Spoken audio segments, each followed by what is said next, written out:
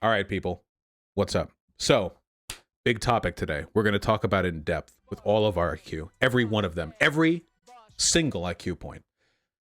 Big tech. What is it doing? Is what it's doing good? And do they have too much control over our lives? Now, this is an infuriating topic for me because I feel as though this is actually a really nuanced subject, and there are a lot of people, both on the right and the left, who have incredibly essentialist perspectives on it, which are not only wildly impractical, they also make it functionally impossible to discuss the nuance behind these arguments. So let's give it a shot, okay? So the first thing that we need to recognize is that there are two separate questions, okay? Now, obviously, we're talking about this because Donald Trump got banned off Twitter. So let's use that example as sort of like the instigatory subject, and we can discuss everything relative to that, relative to that event. So, question A, does big tech have too much control over our lives? Well, to me, the answer is yes, obviously. And that's a real problem, and something needs to be done about it. But then there's a second question. Was it good that Donald Trump was banned? And to me, the answer to this was yes. And these two questions are not mutually exclusive, nor are their answers. In fact, in many cases, they're actually completely separate to one another. Even if you believe, for example, the government has too much power, does that mean everything the government does is bad? Say, for example, you think the government has too much power. I think the government has too much power. I fucking hate the Patriot Act. Okay, listen, I'm not going to get into it. There are plenty of things the government does I'm not a big fan of, okay? At all. But let's say that I suddenly, I pick it up on the grapevine. I hear info about Johnny Rape Fingers. He's raped a different person with every finger. Really bad guy. Terrible person. And I have info to report them to the police. I have their hideout location or something. Okay? Now, just because I believe the government has too much power does not mean that it would not be good for me to turn this motherfucker in. Johnny. You agree on that, right? Look past the stupid name. You agree with this, right? The reason for that, the reason why that's so obviously fucking agreeable, is because the question, is a use of government power good, is not the same question as, does the government have too much power? We rely day to day on actions from the government and from private corporations to live our lives. I live in a society. Most of you do too, I imagine. And whether it's the food that I eat, or the gas that I pump into my car, or the clothes that I wear, or the electricity that runs to my house, whether it's the roads that I drive upon, or my assurance that people probably won't murder me when I go in public, because if they did, they would be arrested by a police officer, my life is dependent on good behavior from both corporations and the state. That goes the same for you guys too. So I don't understand why it is that every time somebody says X action from tech company was good, people immediately deflect and turn that into a separate question about whether or not big tech has too much power. It's like people aren't even interested in answering the first question. They just instantly jump to the second one. They don't even acknowledge the difference between the two. I can't tell you how many times I've said, yeah, I'm okay with this person being banned off social media. And then somebody retorts, don't you think there's a problem, though, with how much power social media has? Well, yes, I do think that. But that doesn't mean this instance wasn't good. I'm sure you've seen this. You've watched my channel, I assume. You recognize this has happened like a lot, right? The context of these individual instances matter quite a bit. Now, the problem is that here's the argument you will always hear, okay? Here's the argument you'll always hear. The slippery slope argument. If you ban Trump off Twitter, or all these conservatives, whatever, on Twitter, they're going to come after the left twice as hard, which is reductive for a number of reasons. Often, there's a legitimate thread there because the left is maligned in a lot of ways, and because we are a legitimate threat to institutions with the power to malign us. But things are more complicated than that. So let's acknowledge this, okay? Why did Twitter ban Trump? Why? Anybody who thinks they banned Trump because he broke TOS is a fucking moron. And likewise, anybody who thinks that the only reason they banned Trump is because they wanted to get in good with Biden or because they hate conservatives, also an idiot. The reason why Twitter and Facebook and all these other companies banned Trump is because there was a combination of factors that allowed them to believe it would be beneficial to do so. It was probably a conversation they had for weeks beforehand with their investors and with everybody who had any hand in that decision. In reality, it was a combination of Trump having broken TOS to an extent many times over the course of his presidency, and probably before, frankly, a massive instigatory event, the attack at the Capitol, in addition to a broad cultural shift against the actions of these far-right types to capitalize on the public denunciation of that attack on the Capitol. Additionally, you have, in all likelihood, some political playing here. In all likelihood, there's probably a decent, possibility that the fact that Biden is coming in influenced this. Do you think they would have banned Trump if he had actually won this election, but the insurrection attempt had happened anyway? Probably not. Because in all likelihood, Trump would have retaliated in some way against Twitter. He's been threatening to get rid of, what is it, Section 360, 320? What is it again? 230? 230, thank you. He's been threatening to get rid of that for a while, which is idiotic, by the way, because getting rid of 230 would make things way worse on the internet in every possible way, in addition to leading to more bans for political content creators. Way, way, way worse, let me tell you. But we've talked about that before. And also, the reason why they were comfortable banning Trump is probably because they wanted this to be part of like a broad sealing the tomb, so to speak. And now we have agreed, in civilized social media platforms, we do not have room for these far-right, violence-enabling dipshits, okay? We seal the cask on them. We lock them in the tomb.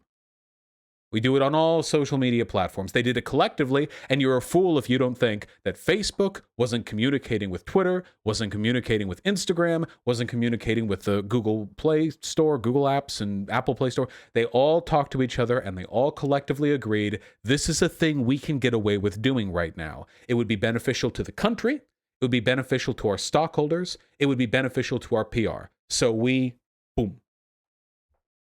Now, I don't pretend to know Facebook owns Insta. Okay, well, whatever.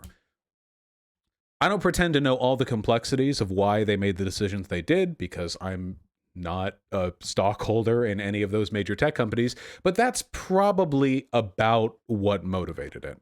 Now, with all that being said, you have to ask yourself again, in a vacuum, without any other consequences being considered, like, for example, future retaliation against the left, is it good to remove Trump and all these far-right types from social media? The answer to that gets very complicated. I think it's an easy yes. I think these people do irreparable damage to our democracy. They lead millions of people down a road that is very hard to walk away from. I think it brainwashes people into believing empirically incorrect things. I think it's just destructive to the fabric of our society. Now, a lot of people would at this point invoke the First Amendment, to which I must remind them, of course, that we are not talking about government retaliation. We are talking only about the behavior of private companies. The First Amendment only prevents the government from retaliating against you based on what you've said, and even then there are some stipulations. You can't make death threats, for example, obviously. But that feels like a cop-out, doesn't it? Oh, so it's not the government. Does that really mean it's okay for big tech to censor us? Well, that's a complicated question, but I've had it before on this channel, and at the end of the day, yeah, websites can have terms of service. Do you think websites shouldn't be able to have terms of service? This is the thing. If you believe a website can be allowed to have a terms of service agreement, that is to say you have to obey certain rules when you're on there, it necessarily follows that that website is going to have a terms of service agreement which is in line with maximizing the interests of the company that owns that platform. That's the case anywhere and everywhere. And since websites with no terms of service would be fucking insane, did you know it's not illegal to spam gore pictures and car accident photos to 7-year-olds on Facebook? You can do that legally, by the way. How would you feel if you went on a social media site and you were being spammed that, or your kids were being spammed that, and the person who was doing it could not be banned? Would that be good? Would that be a site you would want to use? Would that be something you'd think, would you be like, yeah, fun? No, we're living it up in our TOS free website. Is that not covered under obscenity law? I'm sure there are ways they could do it without inciting retaliatory action from the government. Is Twitter considered a public forum? That's an irrelevant distinction for what we're talking about at this moment. The point that I'm getting at is that when you actually like follow down the road, websites need TOS. Even 4chan has a TOS. Like, if you don't have a TOS, the only thing that you would have any obligation to remove from your platform is explicitly illegal stuff. And that way, even if you're posting explicitly illegal stuff, like without the apparatus of a TOS, you'd kind of have to wait for like the government to step in. Because a TOS can also prevent you from posting stuff that's illegal, like actually illegal. And if you're not doing that, or like if you don't have a TOS to prevent that, like you'd have to wait for like a government takedown, or like you need TOSs, you need them. So if there are TOSs, it naturally follows that sometimes corporations will ban. That is just the inevitable conclusion of websites existing and social media websites existing. It's inarguable. Now, the follow-up question to that is, okay, even if you believe that getting rid of Trump was a good thing, and even if you also believe that it is essentially necessary for social media websites to have terms of service, do you still think there's a problem with the fact that all of these multi-billion-dollar tech companies can privately talk with one another in the background, and then afterwards essentially eliminate some forms of political speech from all relevant public discourse? And the answer to that question is yes. Of course that's a fucking problem. But the solution to that problem is not as simple as bitching every time those TOS restrictions lead to a good outcome. I don't like the fact that the police can, like, for example, what's that term? Asset forfeiture. I don't like asset forfeiture from the police. I don't like the fact that very often the police will just fucking pull over black guys and just pull them in on nothing, and they spend a day in the slammer and then they get pulled out. I don't like a lot of stuff. Civil asset forfeiture. Thank you very much. There are plenty of things that I don't like about the police. I don't like a lot of the stuff that the police do. I don't like the role they serve in society. I don't like the implicit agreements that they make with their communities that lead to them like selectively protecting some groups over another. I don't like that at all. Okay, I don't like that. But if Johnny Rape Fingers got arrested, I would not use that arrest as a soapbox to start complaining about society's role in the police. Do you think that's like, isn't that a weird time to do it? Like, really think about it. If like a rapist, if Weinstein got brought in, or Cosby was arrested, and you use that as an opportunity to start talking about the totalitarian role of the police in society, that's a little suspect, don't you think? A little suspect? Slightly, you know? I mean, you've probably seen it from like online libertarians, you know? Big anti-state types, but like, what do they complain about? Taxes in the age of consent. You wonder what their priorities are, right? That's the problem that I have with this. It really feels like if we want to have a conversation about the overwhelming power and influence of social media companies, it's weird that we keep doing it every time they do something right, like every time they do something that benefits society. Because let me tell you this much, friends, even if we got rid of the toxic incentives of social media companies, even if we lived in a post-capitalist, decentralized, socialist society with a strong public network that people have legal rights with, and like everything is solved, I would still be okay with like super crazy far-right people being banned from worker co-op businesses or from like publicly owned institutions. I would still be okay with that. The elimination of toxic state and corporate power doesn't mean everyone gets free reign everywhere all the time. Even if we fix the underlying problem with big tech having way the fuck too much power, even if we decentralized it or nationalized it or something, I would still be okay with that in some respects to some extents. Because the alternative is an environment where the public forum is amplified 1,000 times over and nobody can ever get taken down for anything. Even back when the public forum meant the town square, if you were over there screaming at the top of your lungs about like, actually, what would you get publicly denounced for back in like 1600? I was gonna say like being pro-rape. Would you get like publicly denounced for being pro-rape in 1600? I don't know. Maybe. I genuinely don't know. I'm not sure. Being a witch, I don't know. Think of some dumbass shit that an idiot would be advocating for 400 years ago, 500, whatever. Think about it. They could still be taken away from the public forum. Even if they have a legal right to that space, they would still in other ways be discluded from it.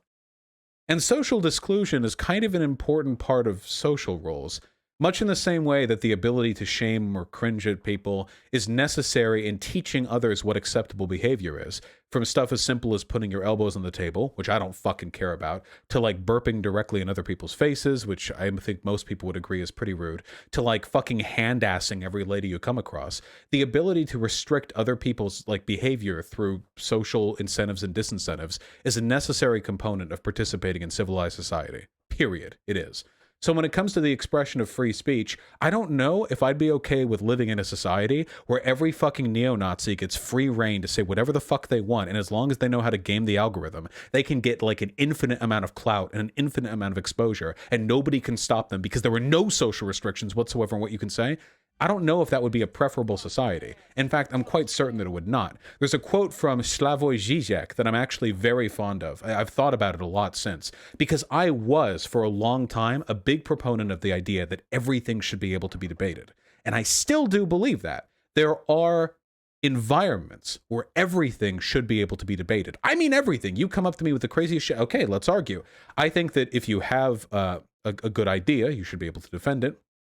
And if you have a terrible idea, it should be able to be stamped. Keep in mind, fascists don't win public discourse by having better ideas. They win it with rhetorical tricks and demonstrations of strength and by harassing other people out of the arena. So do keep that in mind. There's a reason why there aren't like bespectacled fascist intellectuals who go on academic tours to discuss their ideas. There's a reason why all of the big far-right demagogues who fancy themselves intellectuals keep all their public engagement to YouTube videos and big speeches in front of podiums, as opposed to academic discourse, unless you forgot what happened to Jordan Peterson when he stepped in front of Slavoj Žižek, who I was talking about before I got sidetracked. Slavoj said this: I don't want to live in a society where the idea that rape is unacceptable is something that people need to debate to defend themselves.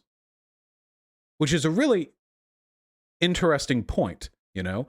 The ability or the idea that you should be able to defend everything. This is in many respects a privileged position. From my perspective, arguments about, say, for example, race and IQ or sexual assault are relatively abstract.